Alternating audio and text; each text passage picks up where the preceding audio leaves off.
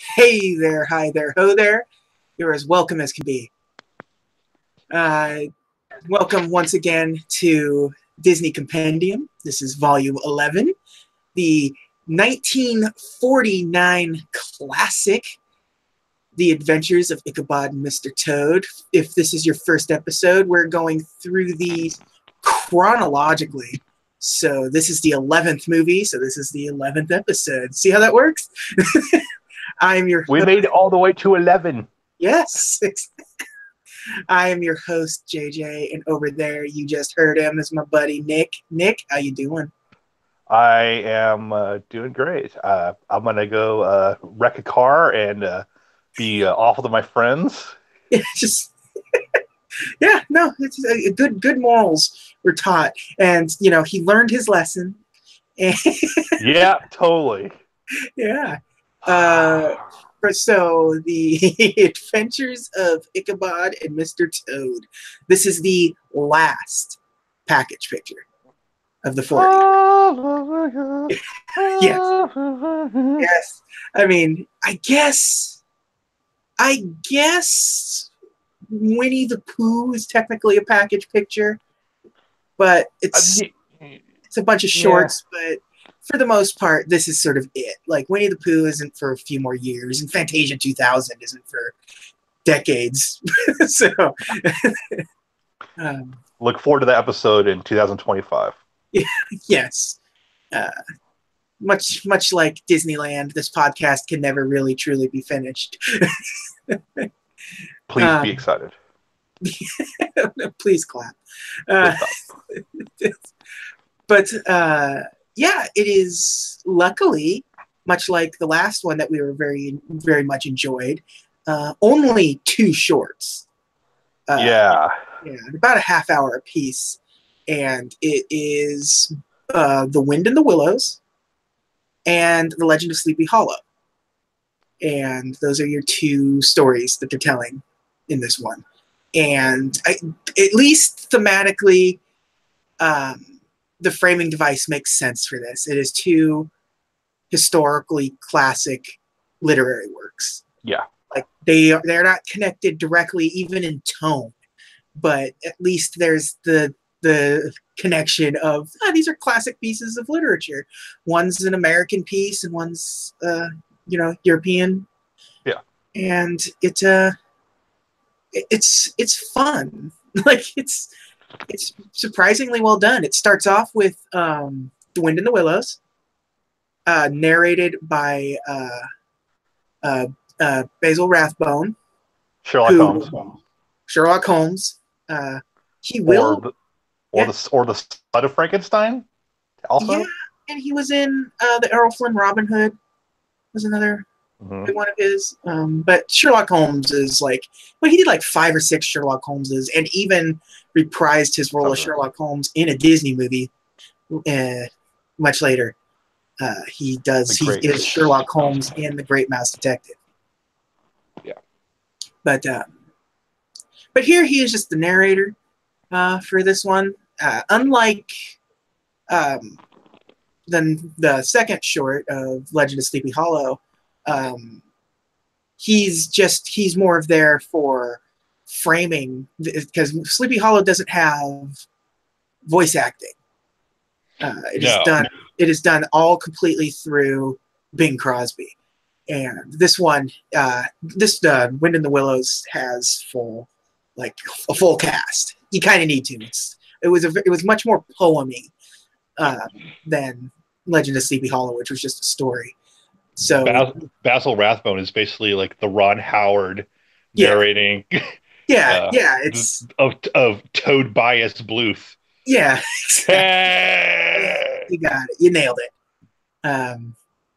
But Wind in the Willows is an old Kenneth Grahame, I think it was the author. In 1908, old story. And as I was talking to Nick just before we went on, this is probably the most faithful Disney has ever been to source material. It's close, yeah. Yeah, it's it's not 1-to-1, but it takes a little more takes a little more liberties with the humor, perhaps, than the actual story. But for the most part, all of the major story beats from the book are there. You, Um, you know what's you know what's fun is I hadn't watched this Wind in the Willows by itself in a long time, and I watched it yeah. this afternoon, and I'm watching it. This thing's basically a prequel to Disney to Mickey's Christmas Carol. Literally, all the characters are in it. Yeah, yeah. You can really just see like uh, after the end of this one, like later on, Toad finally chills out. Now he's throwing a Christmas party. Like Toad's annoying friend horse is Donald's horse. Yeah, Yeah, and uh, yeah, it's Toad is Toad sucks. yeah, he does. Yeah, He, so the sort of the core of the story is that Toad is susceptible to mania, which is kind of not really. It's not a medical term we would use these days, no, but he just makes poor life choices. yeah, he makes poor life choices. He has sort of a I don't know, like He has poor those people impulse that like control. yeah, impulse control. He has one of those like he always has to be doing another dangerous stunt. He always has to, he's always doing something dangerous. He's always because it like Yeah. starts off with him with his horse-drawn carriage, driving recklessly, and, Well, and yeah. yeah, Toad's that one friend we've all had. Like, hey yeah, man, can you bail me out? No, no, I can't. yeah. So eventually, he's all like driving crazy, and now he gets motor mania. So now he needs a car, and Motor mania yeah, yeah, of the it all fairgrounds. feels very much like a 1950s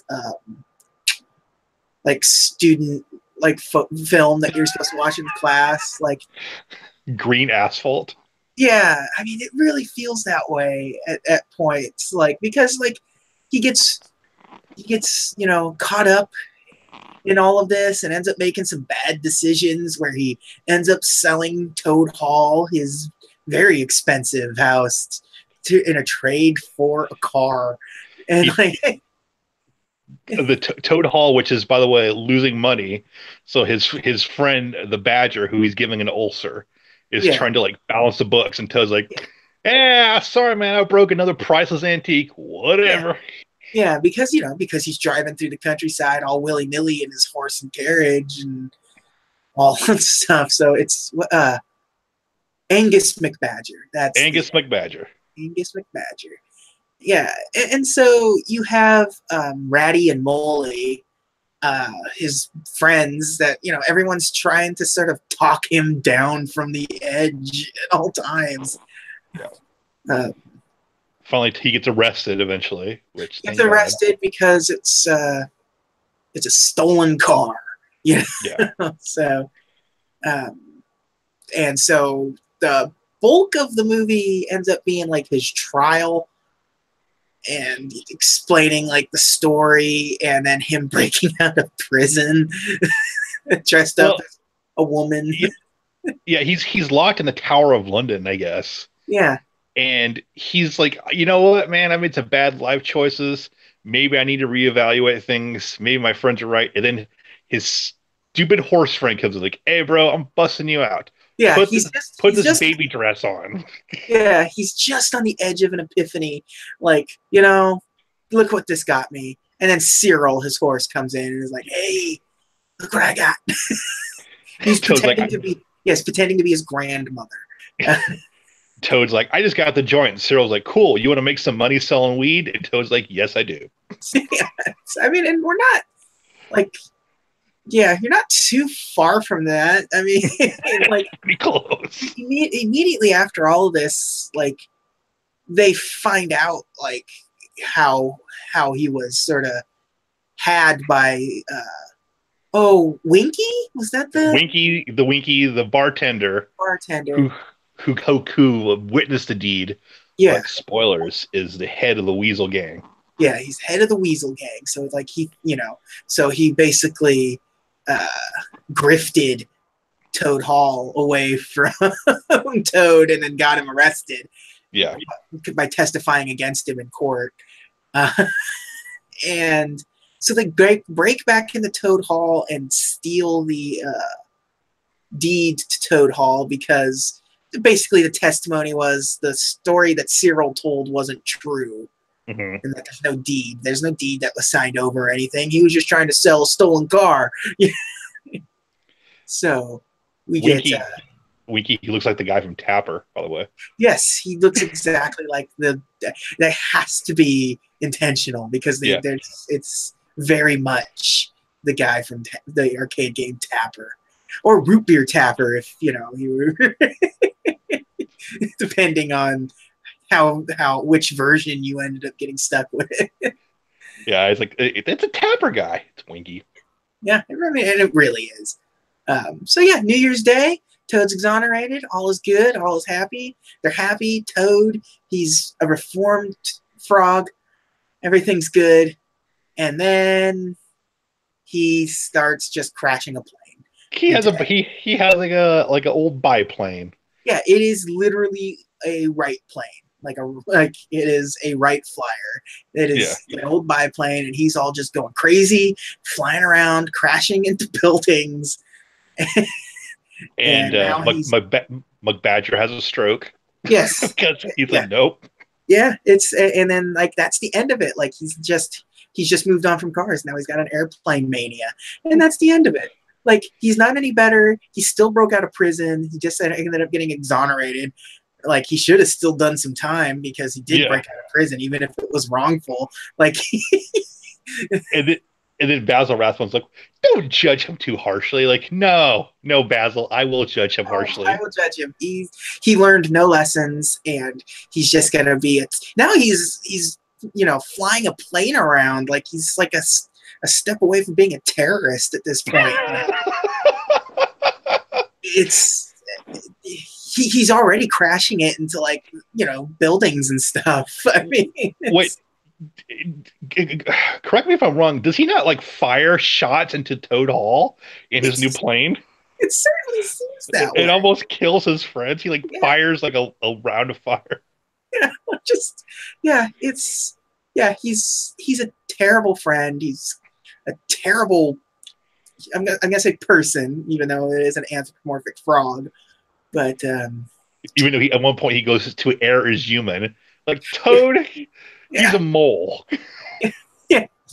So yeah, it's a fun story. Yes, it is. It sends a bad message, but it's a fun story, and we'll get to we'll get to the ride later. That's yeah. But so after you do after that, it just goes right back to the library. The book goes back on the shelf. I want a copy of Wind in the Willows with the Disney Mr. Toad inlaid in foil on the spine. Like that has to exist, and I need it. Yeah, you know what's great? When we did the last time we had two films, we had this really weird in between segment with Edgar Bergen, and this one's just like, hey, here's another book. Yeah. It just switches narrators. It goes from Basil to Bing Crosby.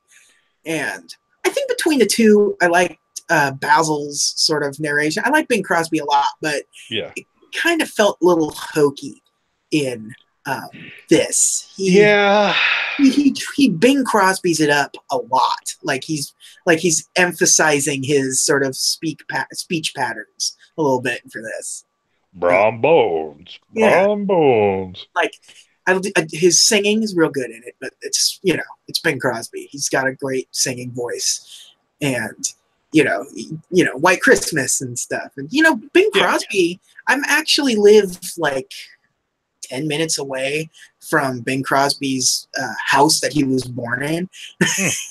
Yeah, like he was born in Tacoma, and his house is like 10 minutes away. Like people just live there too. It's this 100-year-old house, but people just live there. There's just a plaque on it that says, "Hey, this is where Bing Crosby was born." But it's just a nice, simple little house that's over here. He still haunts it and goes boo.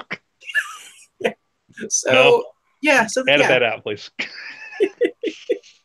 so the next one obviously is The Legend of Sleepy Hollow, Yeah, and this was probably one of like I've seen this probably more than several of the things that we've seen already. Like I've probably seen this more than same. Snow White and the Seven Dwarves even, and I watched, you know, it's just Yeah, it's a Halloween special, like you know, yeah. I actively seek it out every Halloween. So yeah.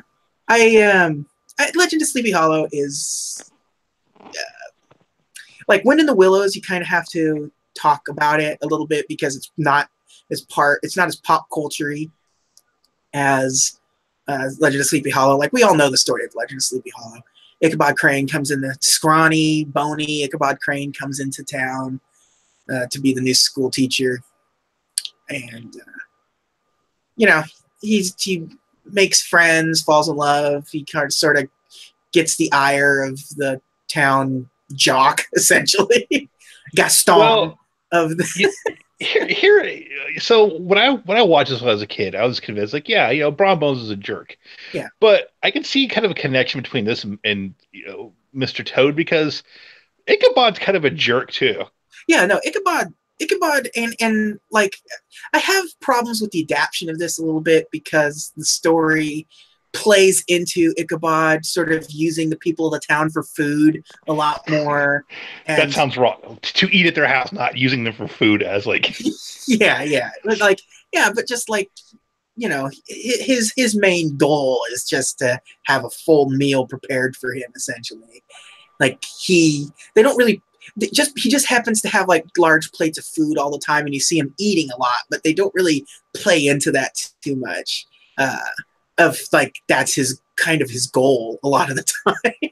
he has a social, there's a scene where he has a social schedule, and Yeah, he's writing down, like, I'm gonna go to this person's house for food, this yeah, person's house for food. yeah. Yeah, Brom is just being a jerk, and Yeah, he's not because the problem, probably the biggest problem I have with this is the way the headless horseman is portrayed in this. Because in the book, and Disney sort of set the standard for this, but like his head isn't a pumpkin.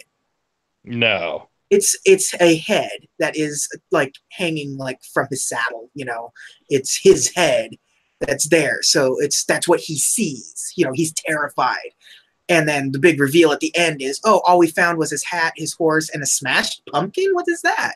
So into him, it was his head, and he threw his real head. Like to Ichabod, he was seeing this human's head. It was a pumpkin the whole time, but because he's so terrified, and because Brom told the story and spooked him, his mind is racing, and that's what he thinks, and he's super superstitious. So it doesn't play it as a prank, because that's yeah. the story portrays it that was Brom's prank. He pretended to be the headless horseman, and he had a pumpkin in the dark to make it look like he had a head, and then threw it at him. And so that's why all you find is pumpkin. But in this, it's a pumpkin. His head is a pumpkin, which makes no sense.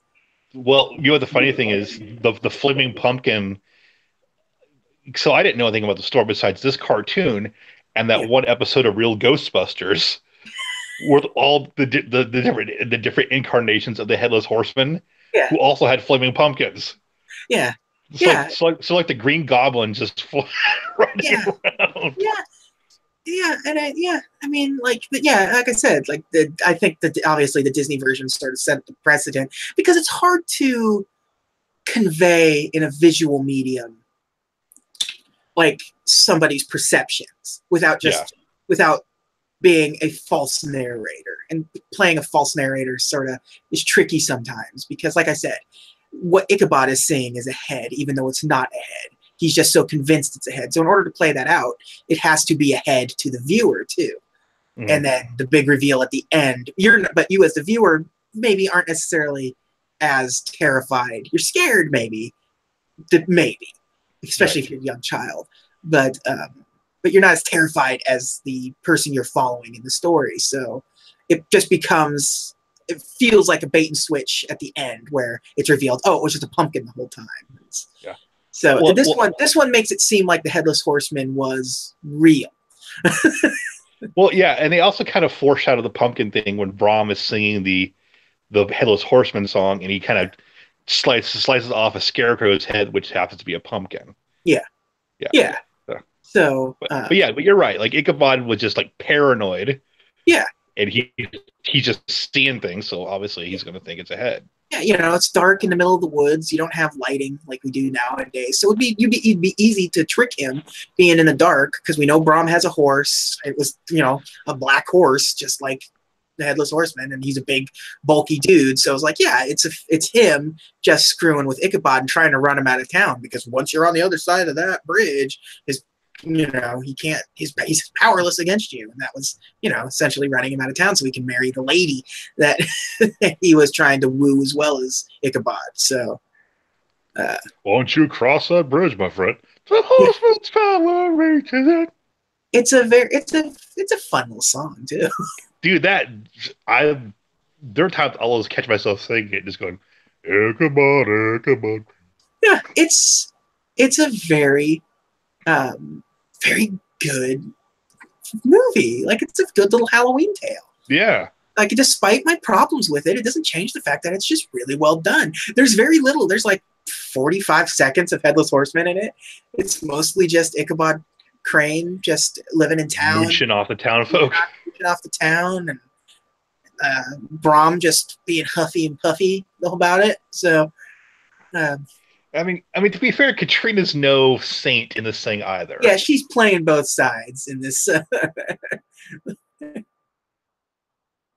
But I really enjoyed it.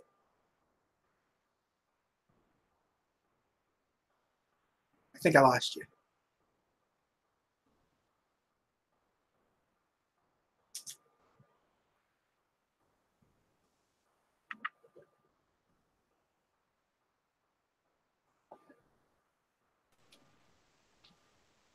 You there? I'm back. Yeah, I'm back. Okay. I'm not sure what happened there. That's okay. That's okay. There's enough of a down spot there where I'll be able to figure it out, but we're just gonna have to add another few seconds for me to find this on the waveform. So, And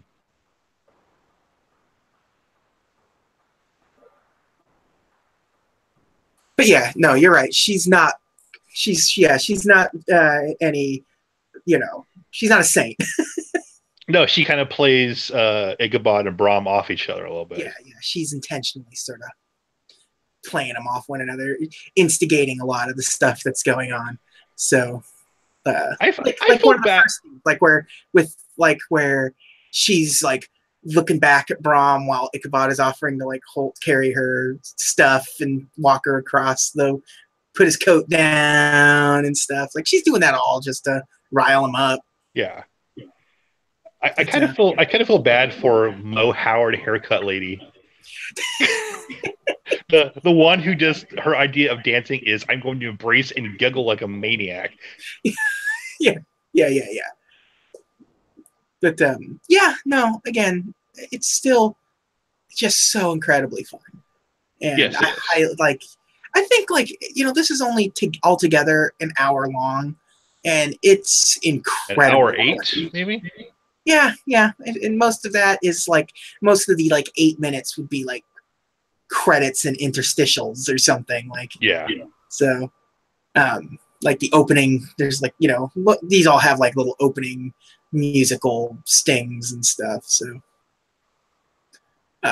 So, production wise, the Wind in the Willows sort of came first for them. It was one of their super early pitches to Walt, saying this is a story that can only be told as a cartoon if anyone were to adapt it, and because they anthropomorphized animals, and that's something we already do, so Right. It's already in the Disney wheelhouse. Walt kind of liked it. He wasn't super sold on it. He thought it was corny, and it is. It's corny. But it's a good corny. Yeah, it's the right kind of corny. But no, and this was 38, 39, like right after Snow White and the Seven Dwarfs, is when they started sort of pushing, like, hey, here's an idea, here's a movie we can do. But it was originally supposed to be a standalone movie, which I have no idea how you make this an hour even. Like, Wind in the Willows couldn't really handle that. I don't think. I think you get real tired of Toad and his stuff real quick. They'd have to pad it out and take a lot of creative liberty if they Yeah, made it there would have to feature. be. Yeah, you would have to like show more and like spend more time of him on the run, or show more of the manias and stuff, and it just would have felt drug on. I think this is perfect length for it. Toad on the run. Yeah. No. Um, but Toad Mania has run a while. No, okay. no, absolutely not. That's, but just like everything at Disney, it's just sort of like, yeah, okay, and then put it on the shelf, and then we'll come back to it. Then you have, like off of like it really started hitting production after Bambi. But then you obviously had some issues after that, as in the writers or the animator strike and World War II. So, and also lack of funds. yeah, no money. And at the time, because most of the money that Disney was getting, they had a working relationship with Bank of America. And Bank of America was like, okay, stop. Let's pad the brakes a little bit here. We give you, they set a limit. And it was like, but you have to finish the movies you've already started. You just can't start going into another movie and expecting it. So you have to finish Dumbo. You have to finish Bambi. You have to finish Wind in the Willows. You have to finish these movies. Don't just, and your shorts. Obviously, your shorts are a thing. So, so things that they were also moving forward on, like Alice in Wonderland, or, sort of cut the funding a little bit until they could finish some of these others and stuff. So they scaled these things back. I kind of get it. Like, yeah, like we're just going to start this project. We're good. We'll get to this one. Let's start this project. Like, no, you focus. Yeah. So and like Bank of America was sort of forcing their hand at this time. You need to focus, and they lost a lot of animators and stuff with World War II, and so some of them were coming back. And Frank Thomas, essentially, when he came back from the war, came back and started sort of finishing the movie in the state that it was in. But it was sort of like a salvation, like not salvation, like a salvaging run. It was just like, we need to get this movie done, get it together, but keep it short. So, and it is short. It is short. It's like, the thing is, even though it's a salvage job, it still has some really good animation in it, though. Yeah, and Disney, especially, we're at the point now where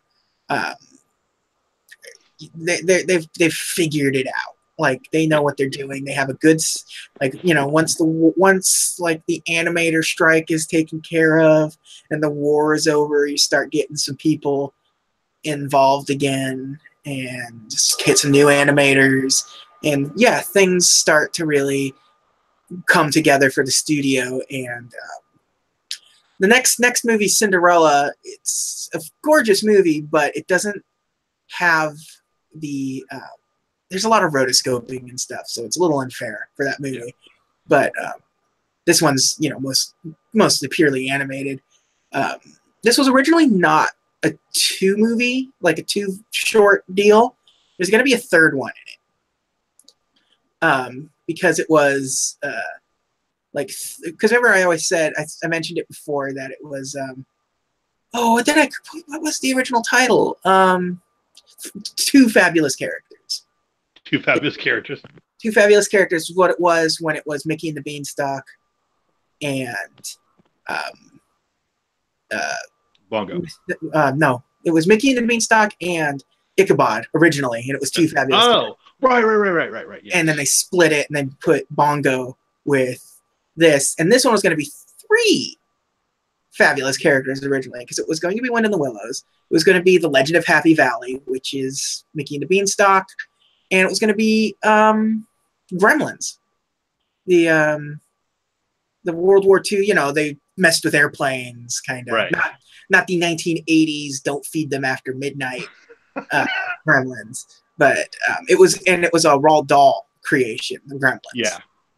Disney still has the Gremlins. I think a book came out, and they appear in Epic Mickey, but the movie and the cartoon never materialized. But like the Gremlin design was relatively popular for a time. But wasn't there a Gremlins Looney Tunes short as well? You would know better than I would. Yeah, probably. There is one with like bugs and a gremlin wrecking a plane. So yeah, because Gremlins, like, it was like a sort of it was like a pilot sort of superstition kind of thing. Like that when the planes are malfunctioning and stuff, it's those gremlins. That kind of silliness, and just sort of it just snowballed into this. So which the gremlin thing is also where one of the more iconic Twilight Zone episode. Yes, that's why the gremlin is on the wing of the plane. So terror at 20,000 feet. Yes, which they remade that one in the movie that they did with John Lithgow. Yeah, John Lithgow instead of Shatner. Not as good. No. I kind of like the gossamer looking gremlin in the original one. Exactly. But when all shook out, they eventually dropped the title. It's no longer Two Fabulous Fellows. They put Mickey and the Beanstalk with Bongo and called it Fun and Fancy Free. Gremlins never materialized, and so then you get Legend of Sleepy Hollow and Wind in the Willows as a package feature, because neither of them could be released as a movie because they're both about 25 to 30 minutes apiece. And so you do that. You just attach a couple of celebrities to it, and bada bang, bada boom, you have a theatrical film that's going to make a buttload of money. So that's the production story of Adventures of Ichabod and Mr. Toad. Did it make a buttload of money? I think it made probably, here we go, worldwide rentals, 1.6 million. So in 1949, that's pretty good. That is good. So not like insanely good. For reference, the highest grossing movies of the year of 1949, which is when this came out, would have been Samson and Delilah, and Battleground, which was a Van Johnson war movie, So, and like Battleground made $5 million. All the King's Men made $3.5 million. So but those were also epics too. This was not an epic, so yeah. Yeah, and they didn't put not a whole lot of money in the broad sense went into them. Like some of the other movies, a fraction of the amount of money went into this as it will next week or next year in their life cycle for Cinderella. I have to assume the bulk of the budget was Basil Rathbone and Bing Crosby. You would assume so, especially since most of these have been worked on since 1938. They've just been working on them here and there. And most of the budget, I would assume, would have been the 2 celebrity guests that they had. And it was fairly well received. I mean, this is a long way removed from, Snow White, Dumbo, Bambi, stories like those, Pinocchio. Like, the quality is, like, the visual quality is still there, but sort of the storytelling quality is sort of low effort, especially with these ones, since they're really faithful adaptations to the stories, just sort of Disney. They're not even really Disney-fied up as much as some of the other Disney versions of things.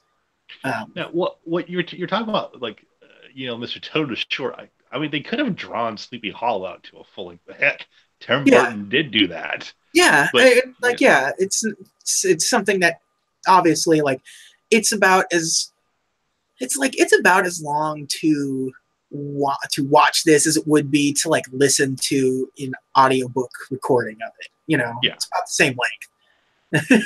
So, um, but because it's not a particularly long story, it's a short story. No, it's there's two stories in the book, I believe, and the Yes. Washington Irving. I forget what the other one is. Uh, so it it won a Golden Globe for Best Color Cinematography. Huh.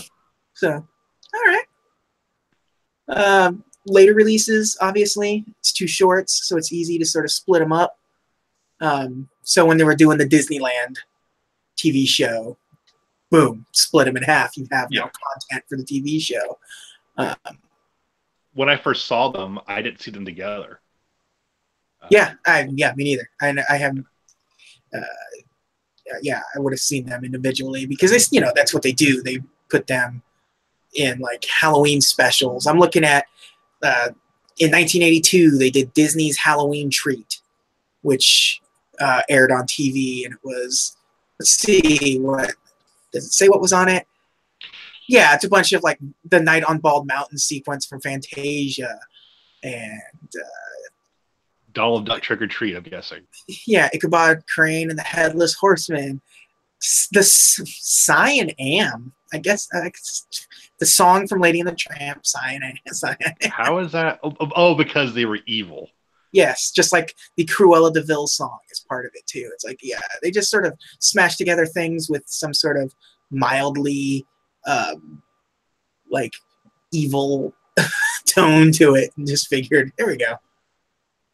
Um, Yeah, I see. I seem to recall there was some kind of package, and I might be wrong, but there was some kind of like Halloween package with Ichabod and Donald Duck Trick or Treat and the Lonesome Ghost.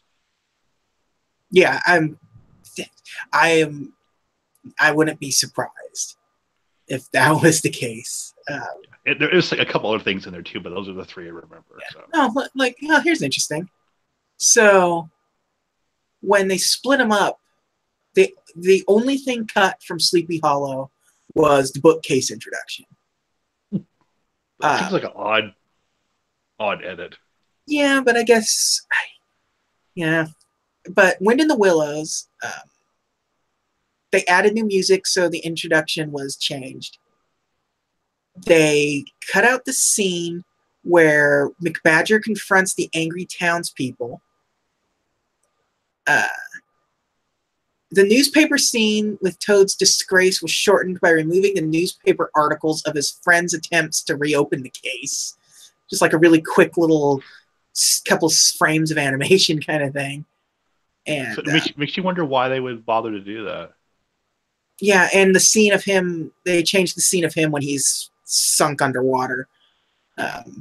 When he's freaking out trying to pull the ball and chain he's shackled to off the floor of the water. That I can understand because it's him drowning. You think he died? You think he's dying? Yeah. Yeah, but yeah, it's all right. And this is available on Blu-ray. This particular version, and like with digital copy and everything. You can walk into Best Buy right now and go get a copy. Get a copy of Adventures for less than $15. Yes. And I also think they combo packed it at one point. You get Fun and Fancy free with it because thematically, the two are pretty much like this could easily be a sequel to Fun and Fancy free. Or like I said, a prequel to Mickey's Christmas Carol. But yeah, I highly recommend this. It's with we always like to talk about like the lasting impact, like hit song. This movie didn't really break pop culture by any stretch of the imagination. Like it has good music, but none of them were hits by any standard. I am, and correct me if I'm wrong, I'm almost positive there was a 45 out with like the Sleepy Hollow soundtrack. There has to have been. They put everything out on on record. So Yeah. uh, I would totally track that down, by the way, if I ever found it. yeah, um, It's that there's no like obviously no video game based off of this. Like there are like but they pop up in things obviously. Like yeah. you'll find like Mr. Toad and things and Sleepy Hollow stuff and other Disney properties. But I think the biggest thing that this has, lasting impact wise, is the Disney theme park attraction, Mr. Toad's Wild Ride. Mr. Toad's Wild Ride, which is in the States, it's still operating at Disneyland, not at Disney World anymore. And it is probably the second best ride in Fantasyland. It ages well, put it that way. When you Well, go when you're 6, yeah. I always make sure. Typically, there's not much. Like I obviously go to Disneyland regularly, as you would assume. Somebody who host runs a Disney Disney podcast. Like I go to Disneyland. JJ lives in Washington State, and yes. I live 120 miles away from Disneyland, and I've been goes more than I do. Yeah. I go once a year. Just a great pilgrimage. And like in terms of Fantasyland, there's not a lot there, obviously, for me. But Peter Pan's Flight and Mr. Toad are the two that I always make sure to go out of my way and do. Mr. Toad follows sort of a loose storyline based on it, where you have Motor Mania with him, essentially. I hadn't thought about that. So Disneyland dark rides, especially when they first opened, they didn't put people were confused because they didn't put the character in the rides because you're supposed to be the character. Mm-hmm. So like when you're riding in like Peter Pan, or if you're riding in Snow White or something, it's like Snow White's not in there because you're supposed to be the character. But then people would be like, where's Snow White in the Scary Adventures? So they eventually, throughout the years, they've added them. But yeah, it's you with Motor Mania going crazy in this car, wrecking stuff, crashing into things, and then eventually you get arrested. You get sent. It's got some good sound effects too. That ride. It's got some amazing sound effects. Yes. Yeah. You get arrested. You get sent to trial. You're found guilty. You try to escape. You get hit by a train. And then the end of the ride is you traveling through hell because you died a bad person. And now you're in hell. The end of the ride is that a ball and chain drag you down to the bottom of a river. Yeah. He's a frog. He could survive underwater. But it's literally you die on this ride, and they turn up the heat too. So when you're in the hell segment, it's a little warm in there. So it is the second hottest ride I've been on, besides Backdraft. It's Backdraft and Mr. Toad in that order. Yeah, it's crazy that it's like that it exists, but at the same time, Disney likes dark stuff. Like people give them guff about sanitizing things, but like everything's dark. There's always death and tragedy. And and this ride is no different. You die in this ride and go to hell because you were a criminal. Like, I mean, the Haunted Mansion is actually one of the least macabre things they have there. Yeah. And that's a story about a murderous bride. Like, yeah. So, But I absolutely love Mr. Toad's Wild Ride. There's nothing. It's not an exciting ride in the sense of there's no speed or banking turns. It's just good storytelling and a little dark ride with some black light effects and some cardboard cutouts and animatronics. Like, I feel like it's also, and this is my experience, so you might differ, but It's also, as far as like one of the main attraction rides, it also has one of the shortest wait times. It can. Obviously, if you're in the summer, it's one of the bigger rides. So, but comparatively to Peter Pan's flight, which Or the teacups for the or teacups, like Space Mountain or whatever. Yeah. for whatever reason, in Fantasyland in particular, Peter Pan's flight always has like a 90-minute wait time. And it Well, is, they give you time to eat some of that delicious kettle corn that they sell in Fantasyland. yes, It's yes, so good. good. The popcorn in general at Disneyland is always very well made. Like, it's never burnt, it's never bad, it's always just perfect popcorn. You could smell it from half a mile away.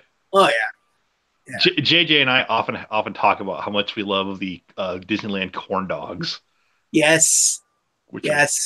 just The little red wagon at the end of Main Street. Get a yeah. corn. That's Uh, yeah. They're just like, the you could go. We could do an entire like series of just like eating at Disneyland.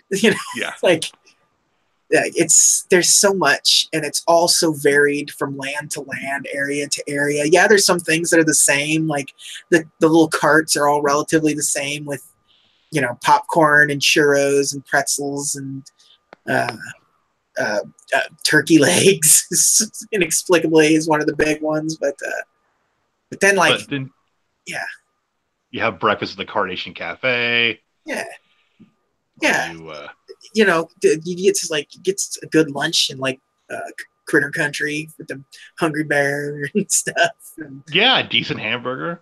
yeah, and crazy funnel cakes. Yes, yeah, Like, great. yeah, Some really good. And then there's also that the buffet style one with the fried chicken. yes, yes, yes. And God, now I'm hungry for Disney Now food. we're Now I've got to book a Disneyland trip. Jeez, just to eat.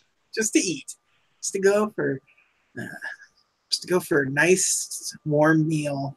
Travel all the way like to Southern California for a corn dog and maybe some like French toast cinnamon rolls. Or a Mickey shaped cookie. Yeah, Mickey shaped cookie and a Mickey shaped pretzel. That's I don't know what it is about the Carnegie Cafe. Every time I go, I get one of those little containers of milk will go with my Mickey cookie, and that is the best milk. yeah. That's you know. It better be the best milk. It costs like $4. Right. For a cafeteria sized thing of milk. Yeah, it's like 25 cents if you're still in grade school, but Here's my lunch ticket. yeah, but yeah. Now we're just talking about food. I knew this was going to Well, happen at some point. it's a short movie. Yeah, it's a short movie, It's a and short. I mean, I'm so glad that we're out of this stretch. And I'm like, next week's episode is probably going to be a relatively long episode because this is Yeah. the back at full steam ahead. And, it's Cinderella. It's a big movie. It's a important release for the studio. And It's kind of like the resurgence of Disney, basically. yeah, it's the second wind. It's Disney falling. The 40s are over. The war is done. The animators are back, and they've now finished kind of all their obligations, and now they get to go and look at the feature-length single subjects that they've been wanting to do again. So Cinderella is the Shawn Michaels at SummerSlam of 2002. yeah, and uh, and at this point we're only a couple of years away from Walt getting focused on things not cartoons. Yeah. Because they break ground on Disneyland in 50. Cinderella is 1950, and right 1950 because this is 49. Mhm. So yeah, and then Disneyland breaks ground in 54. Mhm. So Walt had been planning it a couple of years prior. Gets real focused on trains and miniatures at a point before that. So like, Oh, that's right, because one of his animators had a train in his backyard. Walt's like, me too. yeah, yeah, yeah. Uh, so and then yeah, that's sort of the birth of the Disneyland idea, like as what it, because like no, I want to take this train up to 11 kind of situation. Yeah. um, and so eventually Disneyland is going to get tied into the cartoons a little bit, coming up shortly. Um, and we're also going to be full steam ahead because most things we're going to be talking about are going to be having some sort of prominent role in some way in the theme park. Yes. Um, and money and the TV series and things, and like we're gonna have to talk about things other than the movie itself to sort of give you the ideas of what else was going on in the studio. So some of these are going to exist during the same time as Davy Crockett being a hit, and things like that. Are we gonna have to talk about Once Upon a Time? Probably. No. I mean, technically, we already should have with Yeah. Snow White, but Yeah. I just can't. I can't. No, we probably won't. They don't really. Yeah, you don't have to worry. I'm not going to make you watch any Once Upon a Time, but yeah. Nobody should. But next week, next week we roll into the 50s, and Yeah. I would say that Cinderella might be. It's got to be one of their more prolific movies. I think it's iconic in a lot of ways. Yeah, I think it's probably in terms of just sort of scope of pop culture and awareness, public awareness and stuff. It's got to be like an S tier kind of Disney movie. Yeah, it's a Kuma. It's Kuma. Yeah. And I mean, because it's got it's got music, it's got characters at like lots of recognizable sort of characters, and I can say that there's there's a couple of quotes from this that I use a lot, and especially from like the mice and stuff. So, but that's all next week. That's all next week. We'll get into like the hours, because I'm sure JJ is gonna like regale us a lot of production stuff of Cinderella. Yeah, I'm guessing a lot went into that. I do want to say that I'm looking at the poster for Cinderella right now, and it is a great poster. Yeah. Just because I like the way they describe these movies. It's for all the world to love. Walt Disney's Cinderella, a love story with music, is one bullet point, and the greatest since Snow White. So you can see where we're going. This is sort of the reboot of the studio. Yeah, it is. Yeah, and it's a great way to kick it off. Yeah, it doesn't last very long, but because you only get really a stretch of a few high quality, like how I said, this is S tier. Yeah, like and then you get a few more after that, and then you start getting into the like, oh yeah, I remember that, I saw that, I remember, oh yeah. Like, oh yeah, I haven't seen that in years or something. But you're gonna badmouth one of my favorite movies. Am I really? You know what? Because you already know what my favorite Disney film is. I do. And you might feel like you're bordering. I can assure you that yes, I have to badmouth it, but I still love it. But we'll get to it. You will know what that movie is when we get there. But that's like 20, 30 episodes down the line. We're not that far from it. 2015. Let's see. What was it? 19. Early 70s. So, yeah, we're not that far. And the movies start stretching out a little. They're not yearly. Yes. So we're going to quickly move on from yearly, which is good for the studio because they have their fingers in so many different pies now.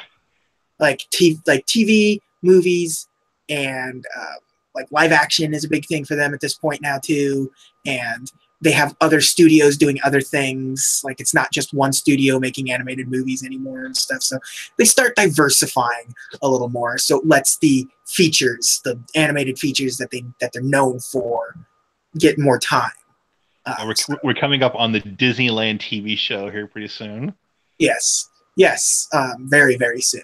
So, but until then, I want to thank you all for joining us once more. Do we have to rank it? Oh, we do have to rank it. Thank you. Thank you. Luckily, I never closed out my window from the last time we did this, so it doesn't. It's not gonna. I'm not gonna make the audience suffer through you improvising some time again. So, walked into a store and dear Lord, thing no. Mumble. Nick, please stop it. Please, just. I told you wasted your money on those improv classes. You didn't believe it. You thought I was in the Groundlings for 45 months. Yeah. I told you that, and you had to pay to go on stage. I'm gonna need a suggestion for the audience. Cocaine, all right. All right, Nick. So here's your list. Is it better or worse than Dumbo? It is worse than Dumbo. Better or worse than Fantasia? It is worse than Fantasia. Better or worse than Fun and Fancy Free?